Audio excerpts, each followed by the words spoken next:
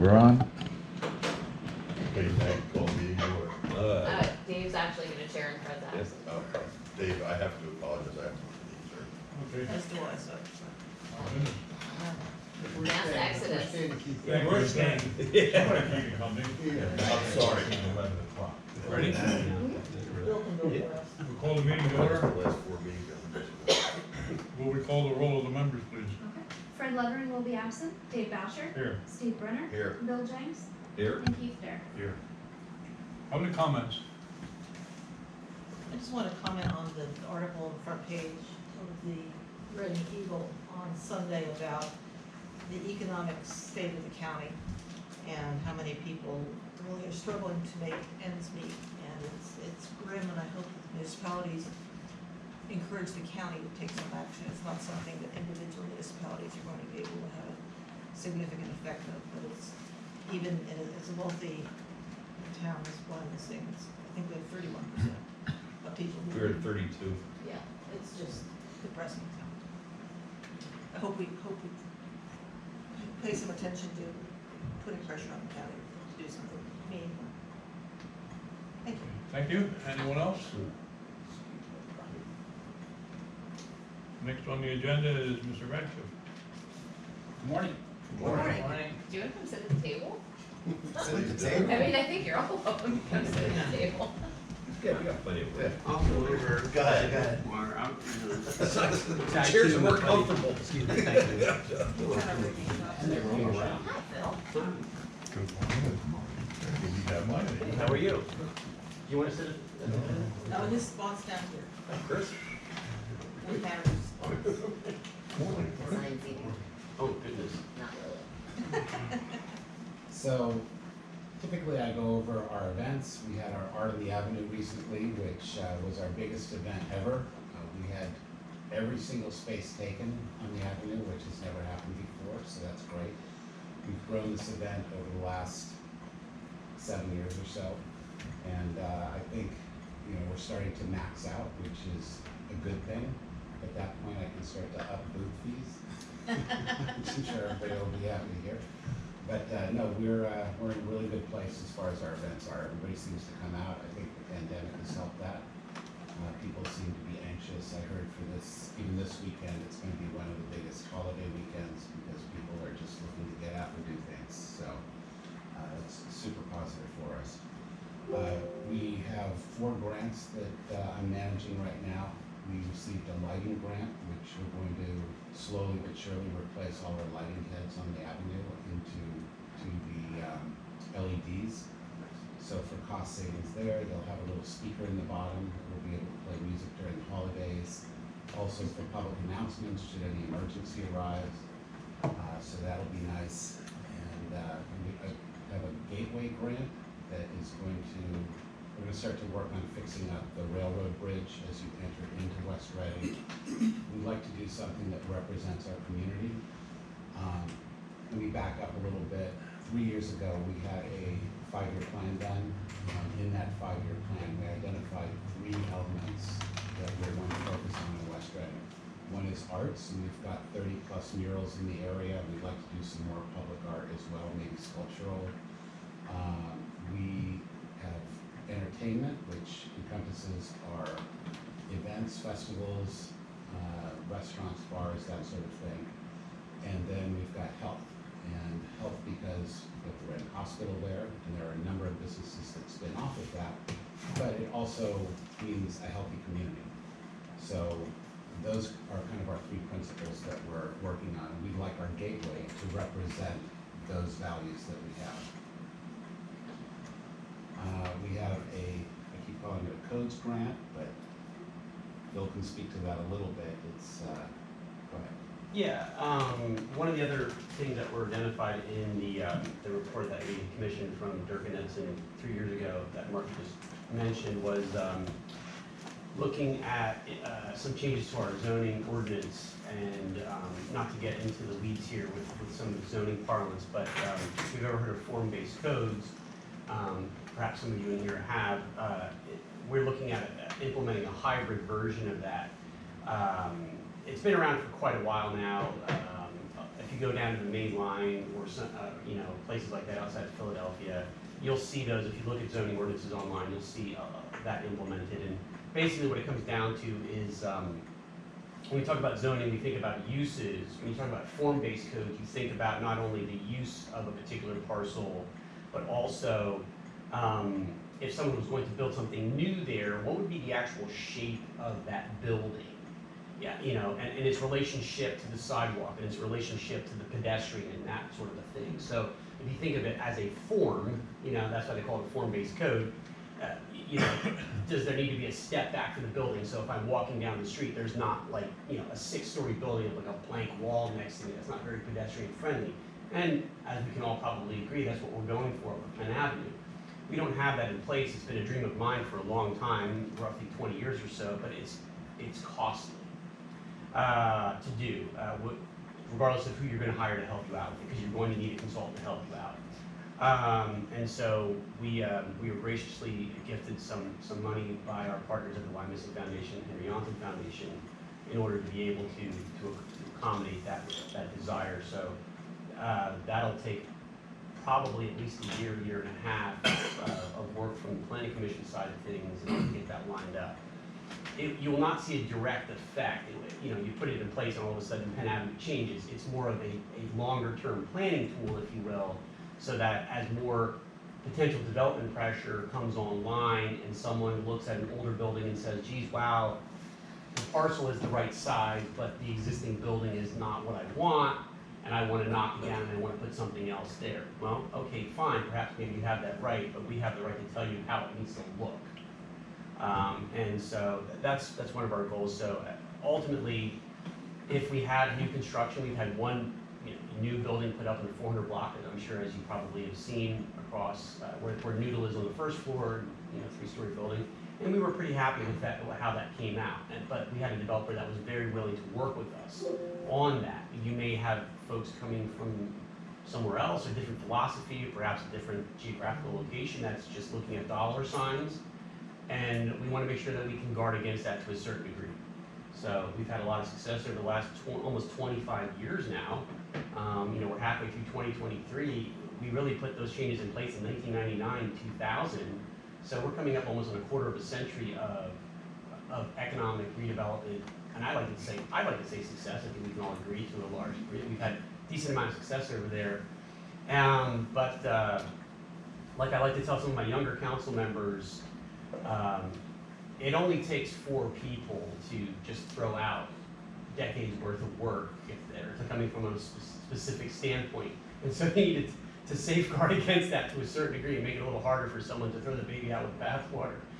So I think this is one of those opportunities to put form-based codes in place because of the significant expenditure. So it would be hard to repeal. It'd be wrong-headed to take it out just from a fiscal standpoint. So that's the direction where we're headed with that. We also received $35,000 a year and a half ago that went towards facade grants. We had a dozen businesses that took advantage of that facade grant, and that's wrapping up, and I'm starting to submit the paperwork for that. It's interesting how DCED does that. Typically, they will give you the money for things. In this case, they say you have $25,000 to spend. As soon as you spend it, we'll reimburse you. So we're in the process of filing that paperwork to get reimbursed for the money that we spend on that. Also, talking to the county's economic development coordinator, there's a software out there called Placer AI, and I think this is something you guys could utilize as well. It tracks cell phone data, and as a sample, I've been telling people we get around 10 to 15,000 people that come out to our Art in the Avenue. Well, they did a little test and found out we have 27,000 people that come out to Art in the Avenue, which, there's the question, where do people park? Everybody complains about parking, and somehow they park for it. But anyway, it's super interesting.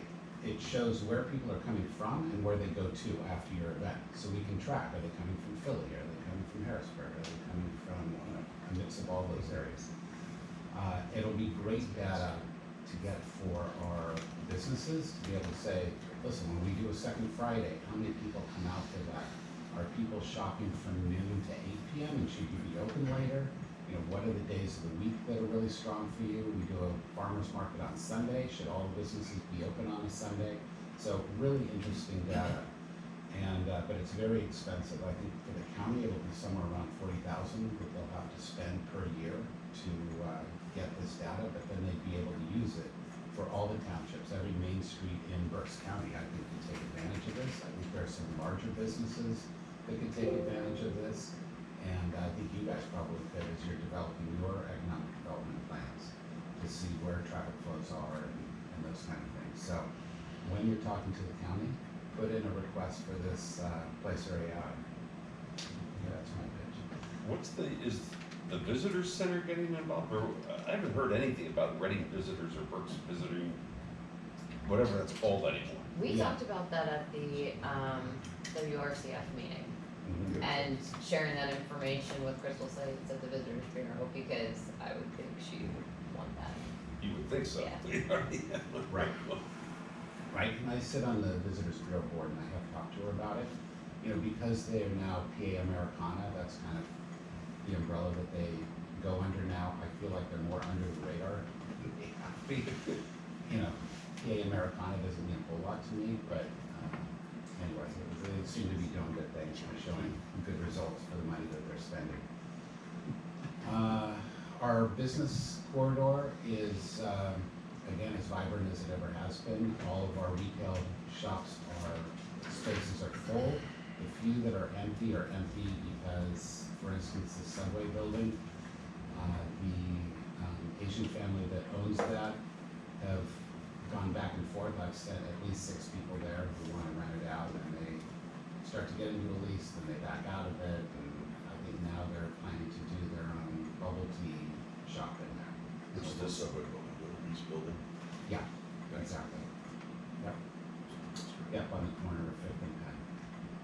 That, and there are 2 others that are owned by absentee landlords that have jacked up the rent. You know, they're living in New York or New Jersey and think they can get a lot for rent, so they're not renting out because the rent is just too high on them. But other than that, any space that is even moderately viable is vacant, even to the point that people have moved on to the side streets. We had a cheesecake factory, but a cheesecake manufacturer that opened up on North 6th in the building that we own, which I think speaks really well to our downtown district.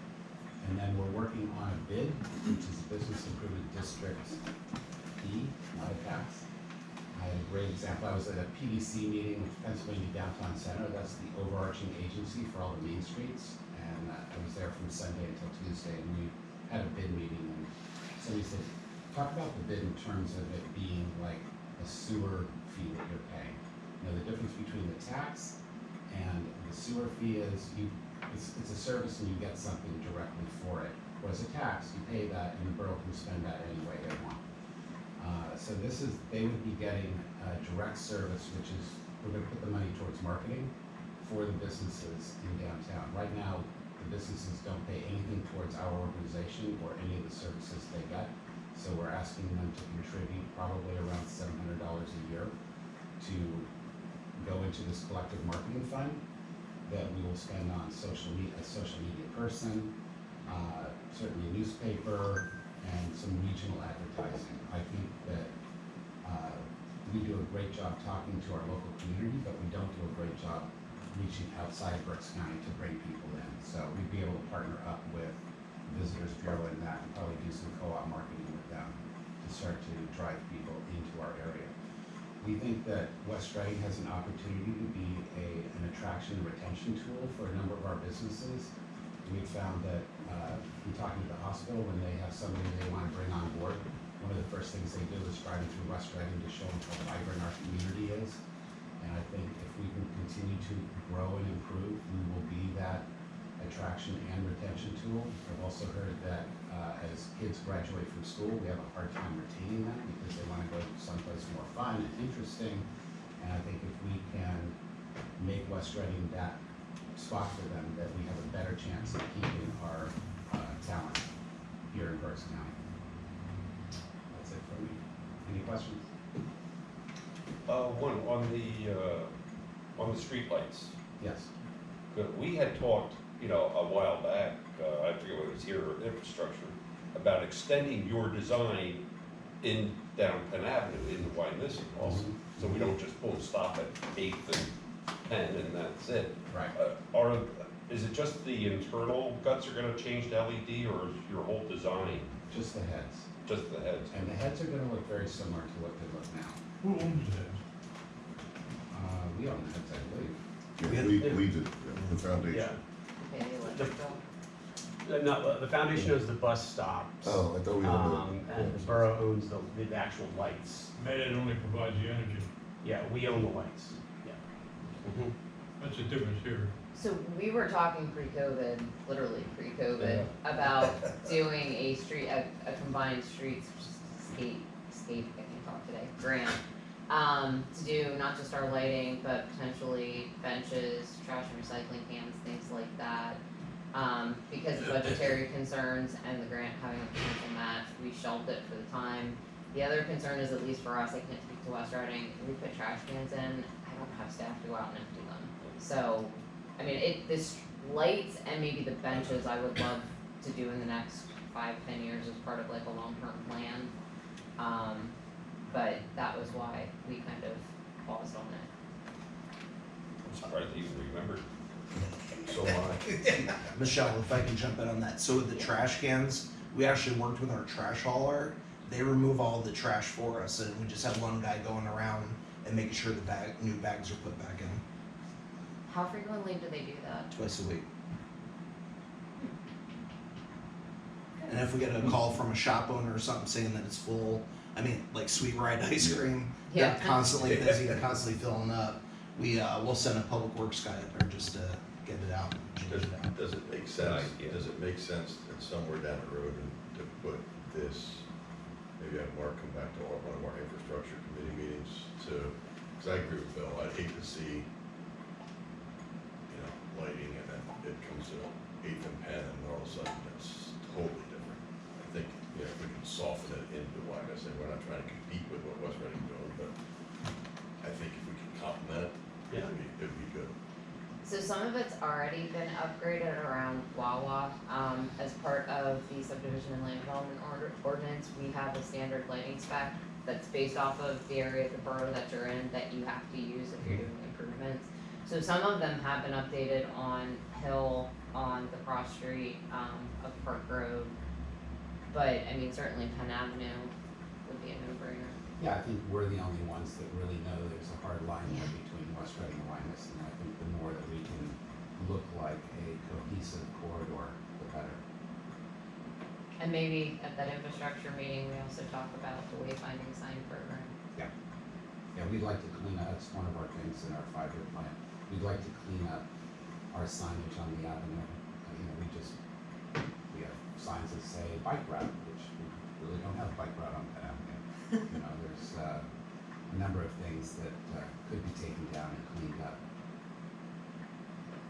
Not to dwell on the parking, but if that lot at the corner of 8th and Penn ever disappears next to McDonald's, we have a plan. I don't think that's going anywhere anytime soon. Okay, it's good to hear. Yeah, it's, How did you know, Mark? Yeah. That's good to hear. Tell us how you know.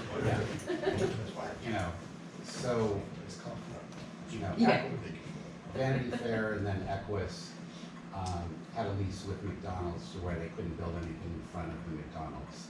And so when Equus took it over, they decided to force McDonald's hands to lease that lot because they couldn't do anything with it. And they're like, if we can't do anything with it, you need to start leasing it from us. So that was written into their lease. To be able to extend their lease, they were forced to lease that lot in front. So now McDonald's controls both those lots.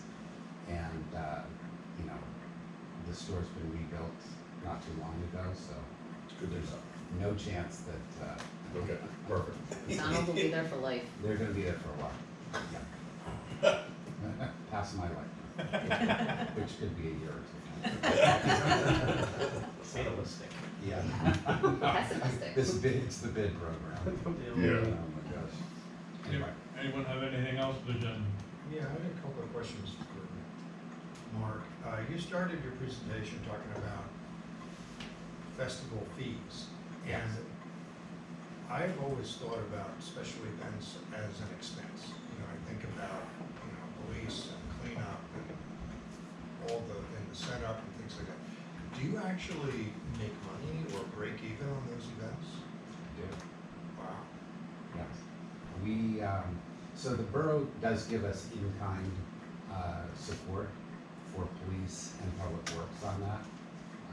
I think if we were to pay for it, I think we would. 25,000 an event.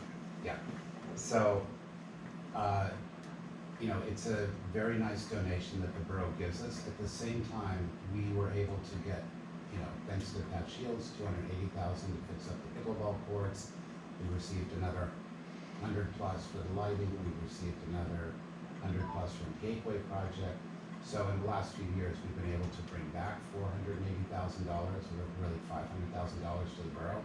So the in-kind donation is, I think, a fair trade for that. At the same time, even if we were to pay that, we would still net out $15,000 to $20,000. That's terrific. Yeah, if I can just, real quick, I know we've had some questions over the years regarding those in-kind donations from the borough standpoint to, you know, what is in effect a private foundation's event. But to Mark's point, you know, I always try to impress upon, whether it's an audience member or another council member, what have you, how that all, one hand washes the other kind of a thing. Yes, you know, the budget number is this for these in-kind services regarding police and public works, or, you know, what have you. Insurance is the foundation's insurance, so that's not on the borough's back. But it's not just what the foundation does to bring money back into the borough. It is the borough, the way that we have an economic development committee as well in West Reading, but it doesn't do nearly as much as perhaps maybe this body does. The foundation is basically our economic development arm. They do most, if not almost all, of the heavy lifting of economic development, redevelopment in the borough.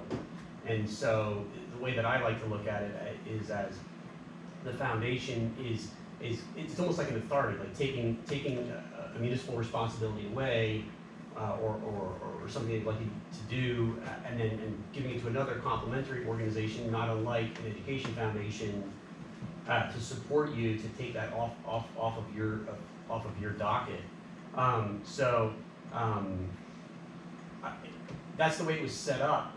Again, over 20 years ago, to funnel funds and grant monies and donations or whatnot through a 501c3 in order to take advantage of that, you know, that IRS designation. So yes, there are expenditures that the borough swallows every year for these festivals, but I think we get paid back not just in what Mark's work does, but increased property values tenfold the amount of business that's generated for the businesses that day of the festival, and then other potential customers that are put into the pipeline that are going to come back. When we talk about this Placer AI software that Mark mentioned earlier, I know, do you remember, Mark, a couple of years ago, where Dirk and Edson did a bit of an analysis like sort of a concentric ring analysis just to figure out where people were coming in from and how far away.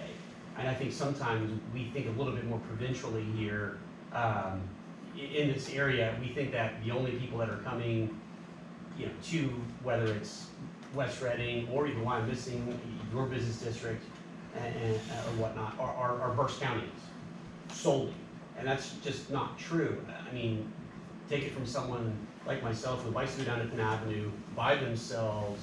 I'm a chatty fellow, talking to the guy next to me at the bar and trying to find out who they are, where they're from. 9 times out of 10, they're not from Berks County. I'm here on a business trip from Penske Logistics.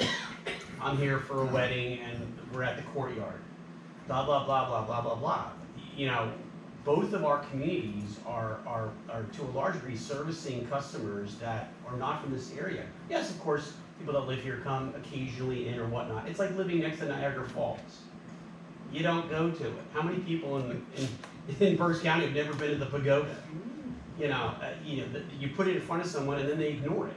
And then people come in from, these other locations and then they're like, this is fantastic. And you're like, really? Is it that fantastic? Yes, it's that fantastic. You don't know what you have till it's gone. And I think that's sort of the mentality that we need to keep at the forefront of all of this is, when people complain about parking in West Reading, I always have the same answer to them all the time. There are communities across this state that would literally kill people for these problems. If that's your only problem, is that you have a parking problem because you have too many people coming to your downtown? Are you serious? When you drive up, to Schuylkill County and Carbon County and look at some of those communities that have been hollowed out. I'm sure if I went to them and said, would you be really up in arms if you had too many customers coming to your downtown? The answer would be no, we would not. So sometimes I feel like we lose that perspective and the success of not only us, but I do not feel like our two communities compete on any level whatsoever. It has, in my mind, always been a complementary relationship, and we're always open to talking more, whether it's with this group or whomever, about all sorts of things, whether it's lighting, continuity down the next couple of blocks or what have you. We are always open to talking about how we can work together. I know Michelle's told me that it looks like there's a lot of potential land development going to take place over around the medical school, and that is going to generate not only a lot of economic activity, but potential customers on the street, and so that's a good thing.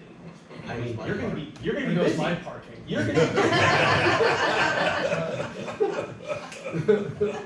But this is all. I mean, this all works in like a cohesive, holistic organism. Like these artificial lines that we put on the maps, they have to be there for legal reasons, what have you. But communities function organically, and to a large degree, like Mark said, no one knows where that line is, nor does anyone care, other than us. Because we have to care. Because there has to be a line somewhere. But it doesn't. But the customer doesn't know where that is, nor do they care. If I had $1 for every time somebody told me, didn't ask, told me that West Reading's municipal boundary is Park Road, I'd be a millionaire. They're like, no, it's 8th Avenue. No, it's not. No, not at all. They have no idea, and they've lived here their whole life. Have you let the paper know that Drexel actually is in Wyomissing? They named their campus. We have nothing to do with it. It's just Karen that keeps saying Wyomissing. Yeah. By the way, I'm first as me. I'm Mark Dougherty. I'm president of the foundation, and just to reiterate sort of what Phil said years ago. We used to run a beer tent, and we decided to collect data, so we scanned everybody's license. The licenses came from Maine all the way to Florida, all the way to Texas. People from all over the country are seeing West Reading, and they're going back to their communities and talking about it. So the data is incredible that we're getting. Yeah, I think it's a big reason why all of our shops are full. Everybody sees West Reading as being incredibly vibrant. Whether you can make any real money in West Reading or not as a small business, it's a challenge everywhere, but it's perceived as being vibrant, and I think our events have a lot to do with that. The other thing with our events and the financial end is Wyomissing Foundation used to give us operational expenses, and since I started almost 7 years ago, they were encouraging us to start to phase out of using the money for operational and putting it into actual development costs. So we have slowly done that. So we don't have operational monies anymore. We need to make money at our events to survive. Our hard numbers are around 130,000 to support our foundation. So I make close to 90,000 on the 3 events that we host. And then the borough gives us 40,000, which gets us up to 130, and that's pretty much how we survive now, is through the events and some support from the borough. Is the foundation have a geographic boundary that extends to the entire borough, or is it less than? So we have a business district that we focus on, but when it comes to grant funding, I'll get a grant that will support anything in the borough. One of the things that puzzles me is that we don't exploit our river frontage. You know, none of the communities are using the riverfront as an attraction. And I'm curious if you've given that any thought. Yeah, I couldn't agree more, and we've looked at it. I know that there's a parcel of land that you've talked about maybe turning into a park or something. The challenge that we have is we've got the railway that really cuts us off from being able to utilize that as fully as we would like. Yeah, there's, we own a significant portion of land around near the, I wanna say traffic circle. Yeah, Cloverleaf. the Cloverleaf, there you go. We looked into it a number of years ago. The main problem we ran into was, was the railroad was an issue, but, med ed rights of way that go all over, just crisscross that land. So if you want to put a structure, a building, a road, anything like that, you've got to navigate those rights of way down there, because they put them all down by the river because they assume nobody would want to do anything with it. But it is a shame. There should be a way on how to leverage this asset, and not to mean any other community, but you know, a local architect here that has his office a few doors down said to me he was always confused by the fact that you know, the city of Reading and its immediate surrounds have this breathtaking natural beauty. You've got Mount Penn, you've got the river, you've got forested hills, and what have you. You drive up to Allentown, it's basically a city in the middle of a field. You drive to Lancaster, it's basically a city in the middle of a farm field. I mean, realistic, I mean, that's not my opinion, that's really, but you're talking about these vibrant economic hubs that everyone wants to point a finger at. And then we sit around here and like, we can't figure out, you know, why if it starts and stutters over the years or whatnot, whether it's in the city or just in around. We always hear these, you know, people bemoaning the fact is why can't we try to get some of this economic magic here or whatnot. And I'm thinking, we have this asset, we have this river, we have this riverfront, we have this you know, this beautiful, you know, like mountain behind the city. Well, why are we not looking at that as an economic development asset that needs to be? We've got an award-winning bike trail that has been internationally recognized that goes through a number of sister communities here, and you know, all we hear about is, you know, overgrown weeds and people getting shot down there. So it's frustrating to me, you know, when I sit down with some other partners, sometimes in the city, I try to, you know, put that onus on them as well, because we do see them as a partner. We sit between two relative behemoths here, and are trying to make this all work and have it stick and glue together. But you know, Greater Reading is not just two words on a page; it's an actual concept that flows. We are going across these lines. We go into the city for things. We go into Wyomissing for things. You folks have dinner, West Reading, or what have you, and it's befuddling and confusing and frustrating sometimes to see how, whether it's the county getting us all together or what have you, to sit down and try to leverage some of these things. When you can point to like a Westchester, Phoenixville, Lancaster, and Allentown and say, like they figured it out. They don't have these types of natural assets that we do, but somehow we continue to flounder on a certain level. I do think we can take advantage of it to a small degree with the Palmer property. They have almost a square block that has been underutilized for a long time, that I think there could be a very large apartment building on that property, and who knows what's going to happen with the factory at this point. You know, if they'll be able to shore up the walls and make that usable again, or the whole thing may need to come down. And I would think at that point they'll sell and build somewhere else, because vertical manufacturing is not very efficient. So we'll see. We might have some opportunity, and that would be great property with the view of the river and the city and all that. Would be spectacular. Phil, you bring up a good point, you know, that, everyone's looking at all the negatives and they don't focus on the positives. But, and yeah, there's a lot we could do, but our county commissioners as a whole, they're more focused, and they've been public with this, more focused on farmland than they are on anything else in this county.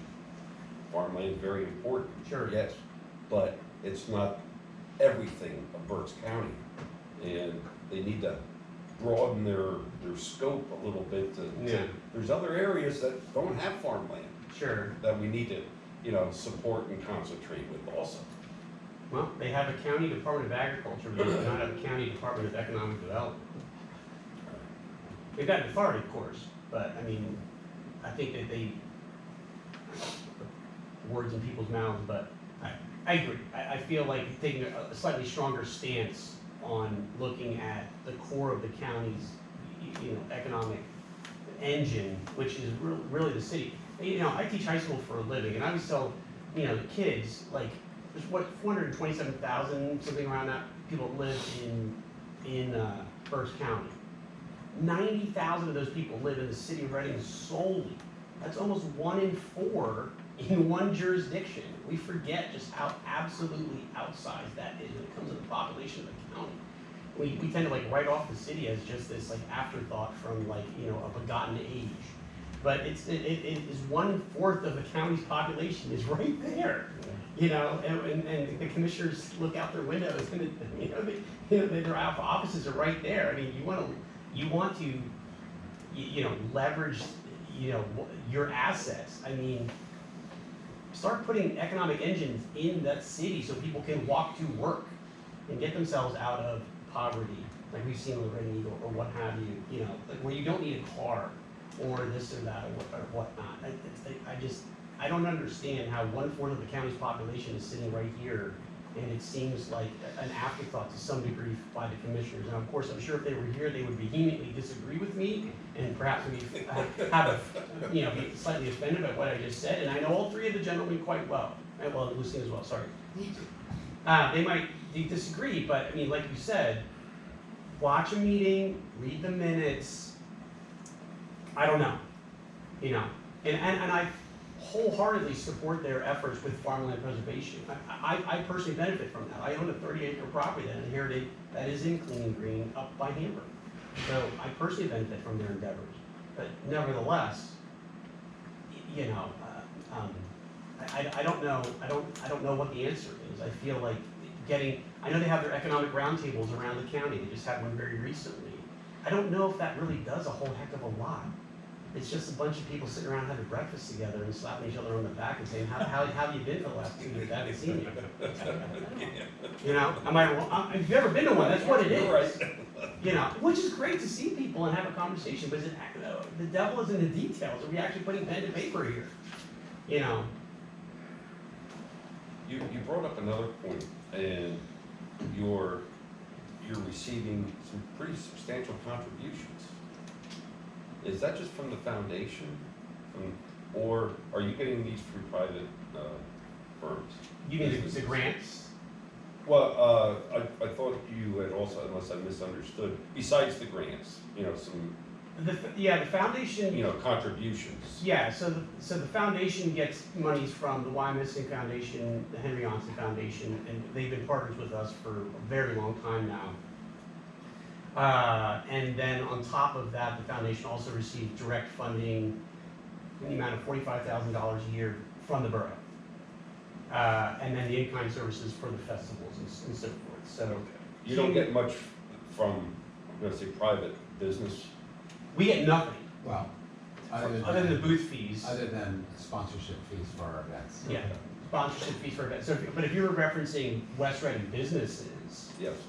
contributing to the foundation's coffers, 0. There are taxes though, right? So there are business privilege tax, yes. A business privilege tax? Yeah. Yes, there is Yeah, a business but privilege tax. that's a borough tax. So the borough collects that tax, and the borough does not turn around and funnel that right back into the foundation. They use it for the general fund. We try to actively solicit businesses for different, now we have, ROG who's doing, the fireworks for us, Sure. doing that. Kimberton Whole Foods contributes substantially to the library on a new, you know, thing, and 1 month does the fire department. Bill, when you say substantially, what is that? Well, like $8,000, $9,000, they do that, matching, whatever the overage is. Yeah, they round it up, Yeah. Oh, okay. and the Yeah. library got, I think, 7,800, if not Yeah, $8,000 about from it. 7,800 bucks Nice. for But 1 month. You know, and that's pretty substantial for the library. Yeah. what I was gonna say, Bill, move, yeah, as you said, the mercantile goes to the borough, everyone in the businesses thinks we get it. That's why we are trying to move forward on the bid. That's where we really wanna move forward, and that's where the businesses will contribute. As our operational money went away, we just didn't have the money to support all the marketing. And today, I mean, when I started, social media was a thing that wasn't that big a thing. It has now become a really big thing, to where I think we need a full-time person just to manage our social media right now. You know, we have 100+ businesses on the avenue, they're all demanding us post this and do that, and I'm like, okay, you give us zero money towards this, but, you know, we're trying to encourage them to kick in a little bit towards the marketing. And that's like pulling teeth, It is. There you go. Yeah. literally. How about the parking lot? Does that generate much revenue? Generate a lot of noise with charging? Yeah, it does generate revenue, it doesn't generate as much as you would think. You know, that parking lot, whether it was owned by Chip or the Janssen Foundation, it has always been a challenge for that owner. It's a private lot, that, $1 a night? it's $1.25. We split that, all proceeds are split in half with, between ourselves and the owner. Well, that's kind of a false number to the extent that we split all net income. Yeah. But there are a fair amount of fees that come out of that dollar that go towards, you know, credit card processing fees, the kiosk management fee, et cetera. So by the time that $1.25 ends up being probably around 50 cents or something like that, and then, so the way it got structured is, and we have to rewrite this soon, that we said we would split 50% of the gross with Chip, and then we would absorb the fees. So we're getting maybe 25 cents for, out of that $1.25, you know, in the end, after we pay all the fees and Chip gets the, so, anyway, it was supposed to be 50% split, and that the fees would be, you know, we should be splitting 50% of the net, not 50% of the gross with Chip. Anyway. Anything else, Chris? I wanted to quickly ask Mark about the facade grants, and do you require matching from the owner, and is it a competitive application process to receive those, or does everybody get it if they ask for it? Theoretically, it's competitive, but, you know, we were only giving $2,500, so if you spent $5,000, we'd give you half that. Just, you know, post-COVID, building expenses went up to the point that really $2,500 didn't do a whole lot for people. So I had people submitting because they needed their sign fixed, or a new door, or something nominal. We were hoping for some real facade changes. And, you know, Tina is doing her building. She's got 4 buildings in a row there, and she is doing that, so she'll receive $2,500 per building. So she'll get a substantial amount of money towards that effort. But the other businesses, we just didn't get as many applications as we were hoping for. So pretty much anybody that applied got the money. And what is the limitation on the amount? Just the funds, is this funding you get from the state? DCED. And, Right, and they require a match, and they like to see, and listen, this has to do with the application process. They say, how many businesses are you going to serve? And, you know, 25, or 20, it's early still. $25,000 is a comfortable number to apply for, that we felt that we would get. We received another 10 from the Wagnuson Foundation to create 35,000. But they like to see how many businesses are you gonna serve, so 2,500, we say at least 10 businesses, we can help with this, if it's $2,500 each. It's just not enough money. But you really ought to be able to do $25,000 projects and not $2,500 projects. Yeah, and the most I've heard people giving is 5,000, so, which would need a $10,000 project. You can paint the facility for that. Yeah, these days, right, yeah. It's Yeah. pretty obvious that most of the problem could be solved with money. Profound statement. Yes. Except the parking. Age-old story. And you know, the parking, as much as people complain about parking, I can drive by the West Reading Shopping Center and see, you know, how bad parking is. If people aren't willing to pay $1 an hour, $1.25 an hour to park, parking's probably not that bad right now. No matter what you do though, this is still Berks County. Yes, no question. You know, Yeah, we're kind of changing. I think, was it Benjamin Franklin, a penny saved is a penny earned? You know, I think he said that when he was doing business here in Pennsylvania. Yes. I gotta ask Phil one more question about the zoning. Sure. Unfortunately, it's gonna be parking. You have innovative thinking behind the new update that you worked on. Is there anything different that you're considering with regard to off-street parking?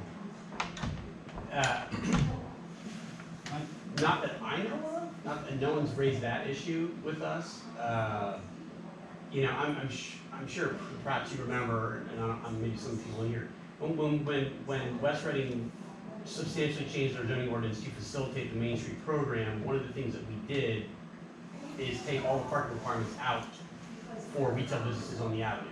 No matter how big or how small you were, 0 parking requirements.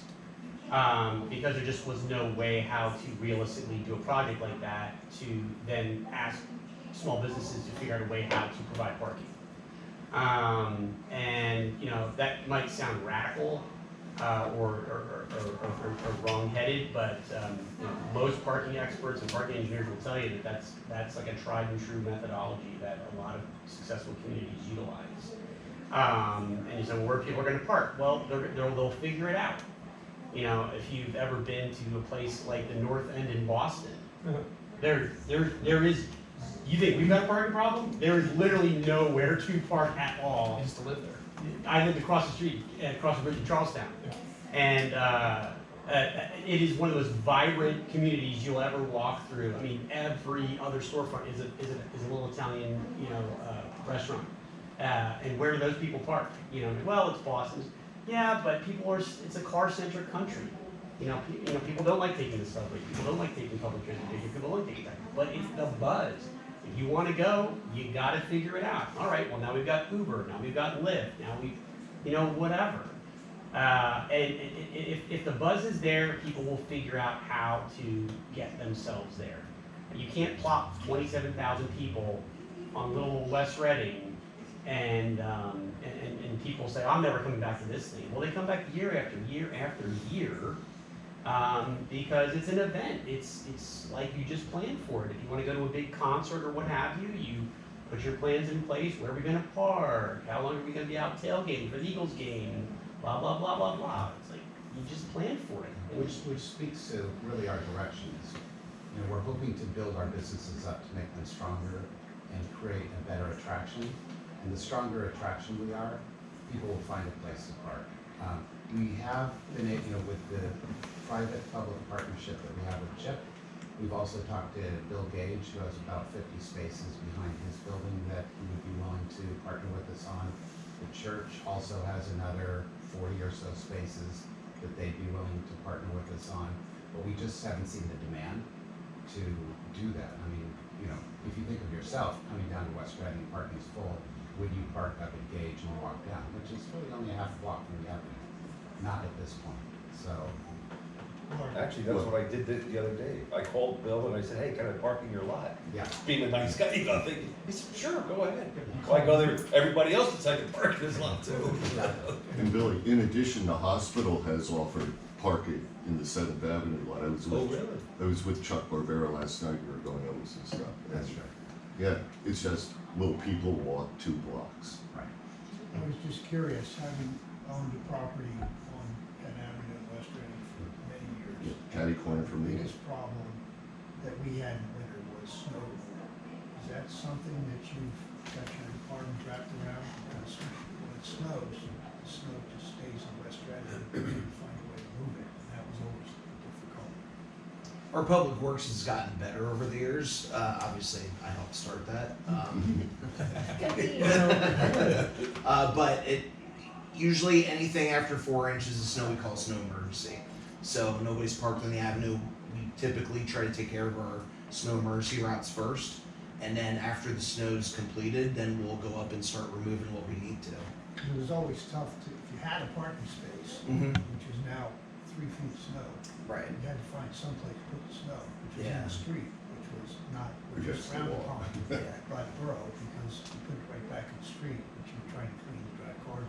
Yeah, we're pretty quick to call a snow emergency route for anything that's gonna be more than 4 inches. And then sometimes, Mother Nature in Berks County, it changes its mind and we only get 2.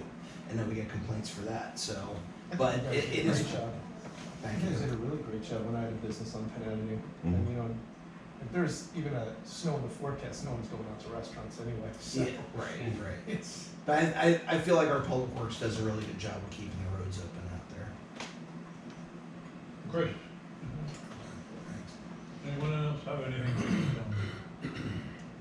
Just under general comment, and Janet had alluded to it, I don't think that article in the paper on Sunday did any of us any good. Actually, I think that survey was skewed, to say the least. And it's unfortunate that you have people like the Wegmans that we want here desperately, and the Trader Joe's, they see that article, that study, there's no way we're going to Reading, and we'll go to Lancaster instead. Right. Yeah. I read it too, and again, not that I'm a statistician or anything like that, but I found it a little hard to believe, I do too. quite honestly. I mean, maybe it is what it is, but, and maybe I live in a bubble. That is not evenly distributed across the entire county, first of all.